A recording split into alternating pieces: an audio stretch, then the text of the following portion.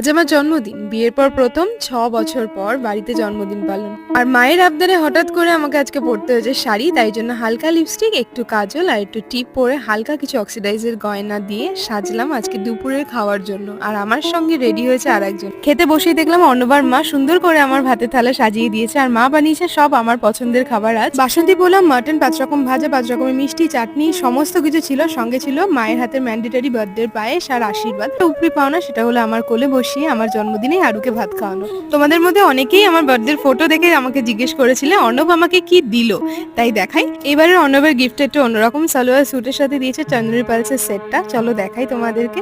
সে দেখলাম ডোডো বাবুও রেডি, উনিও আজ মায়ের জন্মদিনে নতুন জামা পরেছে। সত্যি কথা বলতে মেসমারাইজ হয়ে গেছে। অর্ণব আর মুনাই মিলে এত কিছু প্ল্যান করেছে, আমার ভাবনারও অতীত ছিল। আরুকে কোলে নিয়ে ফার্স্ট টাইম কেক কাটা। আরুর গিফট কিন্তু ছিল সেরা সেরা। আমার জন্মদিনের দিনই আরু প্রথমবার ছোট ছোট পা ফেলে এতগুলো স্টেপ হাঁটলো।